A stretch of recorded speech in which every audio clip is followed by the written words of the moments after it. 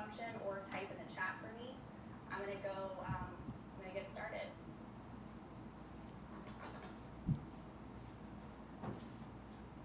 All right. Good afternoon, everyone. Sorry guys, let me just get all this going.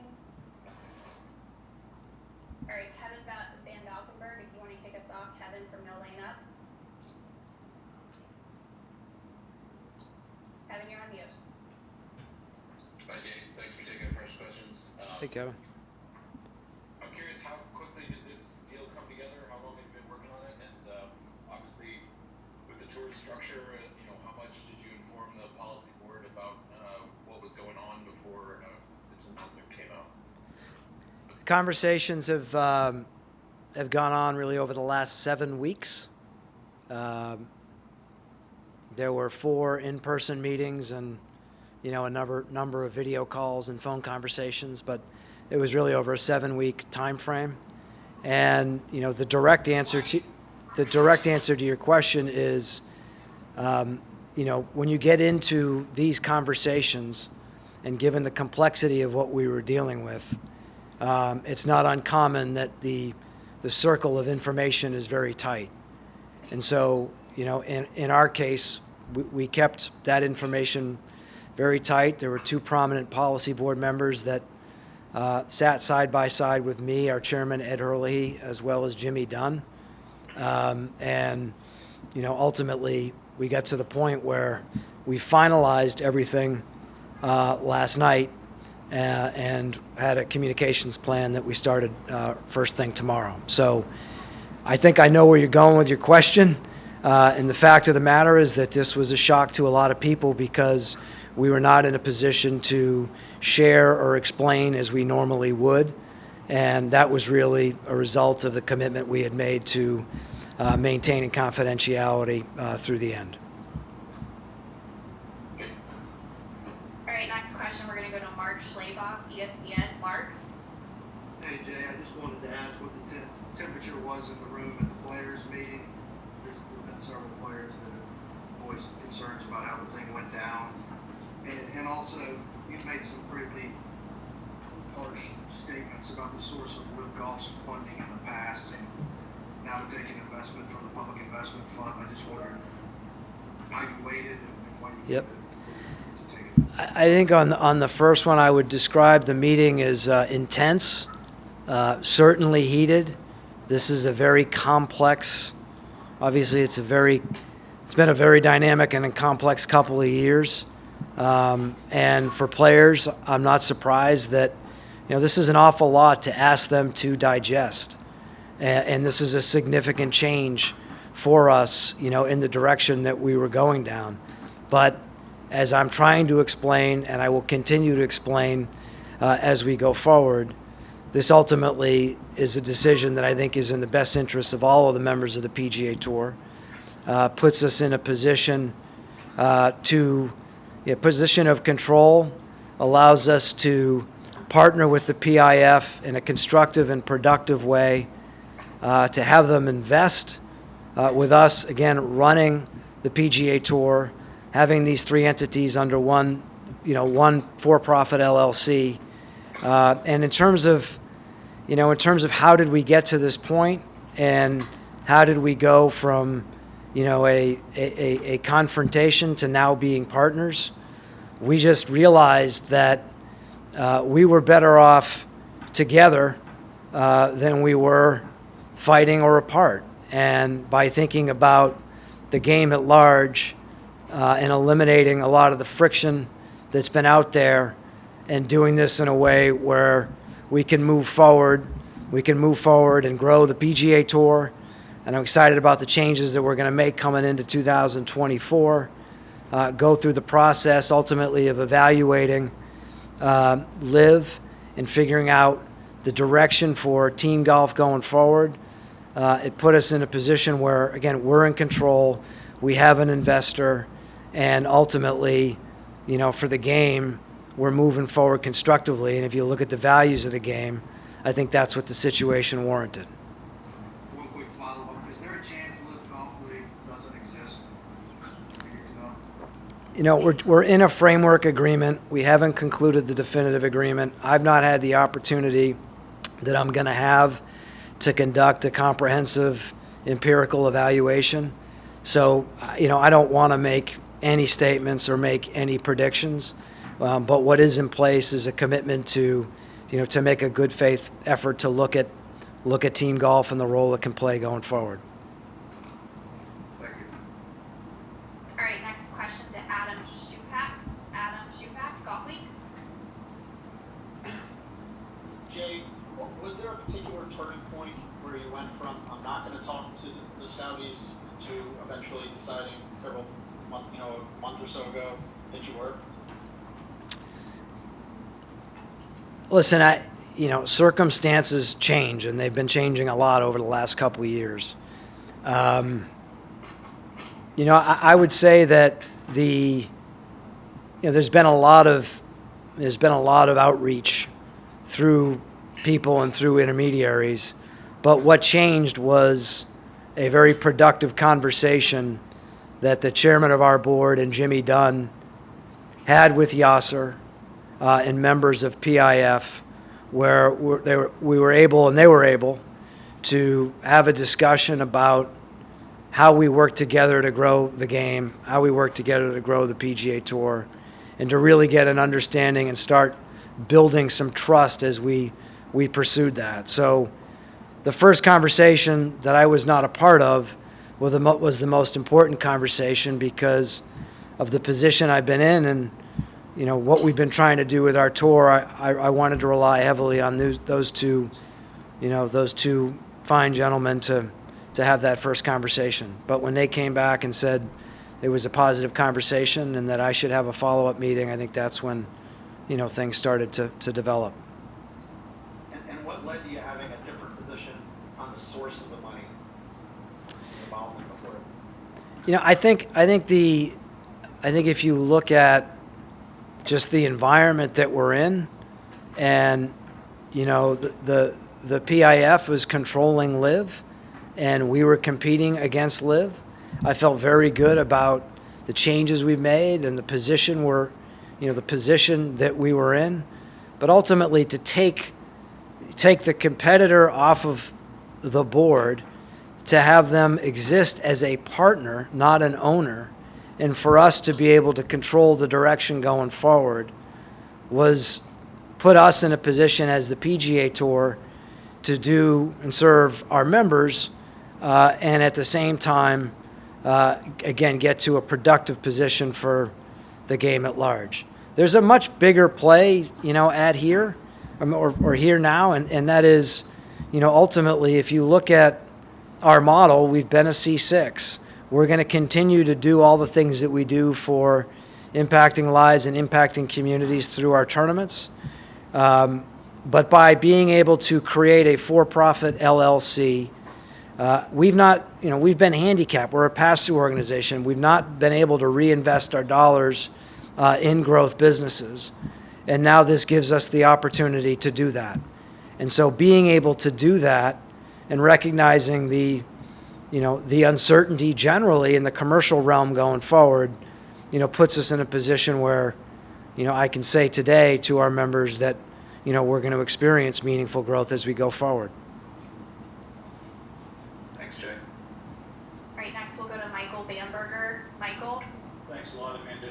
Jay, like when Roger Clemens, went from the Red Sox to the Yankees, it was a business thing. But this thing, as you know, probably better than almost anybody, had a lot of heightened emotion because it was Saudi money. And you talked yourself, you took a moral high ground. You never have to apologize for being a member of the PGA Tour. So something really significant changed here. Was it just the business, or was there more to it than that? No, I listen. I think that as time went on, and you've heard me say a couple times, circumstances change. What changed? I looked at where we were at that point in time, and it was the right point in time to have a conversation. And we weren't, Michael, going back to the origin of LIV, and I said this, they needed to go down their path, and we were going to go down ours. we've done everything we can within our control to improve and grow the PGA Tour. And they've launched LIV, they've proceeded with LIV, they've made progress with LIV. But ultimately, it was looking at the broader picture and saying that I don't think it's right or sustainable to have this tension in our sport, and to be able to organize and orient this in a way where, again, we're in a control position. We have an investor, a great and world-class investor, and I recognize everything that I've said in the past and in my prior positions. I recognize that people are going to call me a hypocrite, and anytime I've said anything, I said it with the information I had at that moment, and I said it based on someone that's trying to compete for the PGA Tour and our players. And so I accept those criticisms, but circumstances do change, and I think that, in looking at the big picture and looking at it this way, that's what got us to this point. Thank you, Jim. Next question to Rex Hoggard. Rex?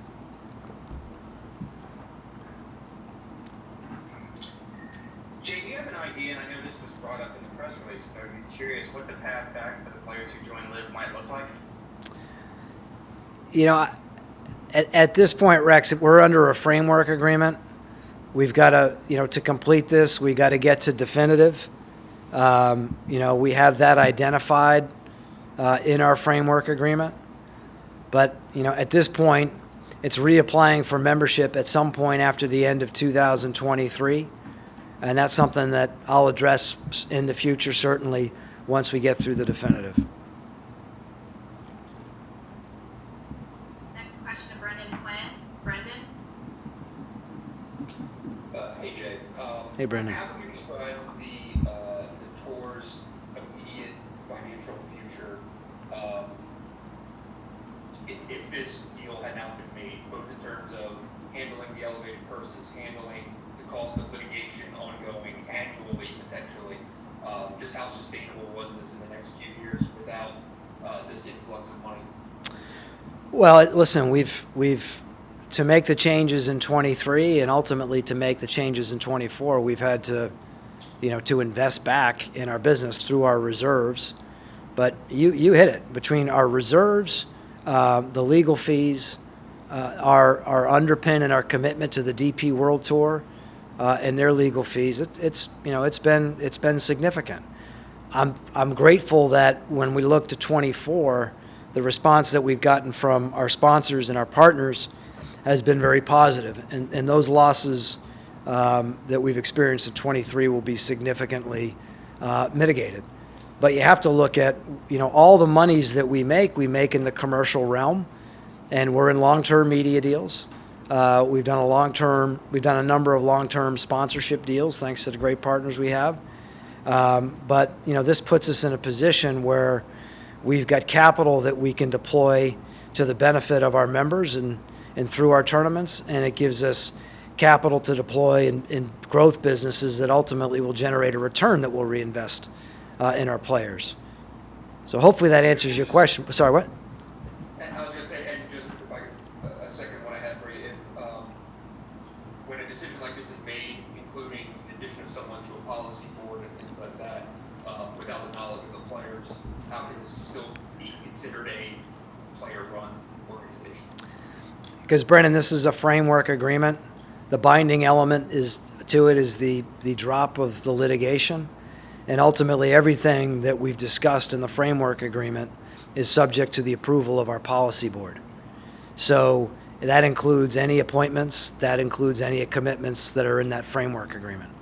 And I think when we get into those discussions and explain, which I have a lot of work to do, the benefit to our players, to our members, the benefit to our business, I feel like that's something that we'll get to, and that's candidly coming back to my original comments, the important role that Ed and Jimmy have served. Thanks, Jay. Next question to Jamie Weir, Sky UK. Jamie, go ahead. Thank you. Good evening, Jay. Hello, Jamie. I've spoken, like a lot of people on this calling it out to a few players this afternoon. They're pretty furious, to be honest, and I know you've just come from a Yeah. non-half meeting and you've experienced that yourself.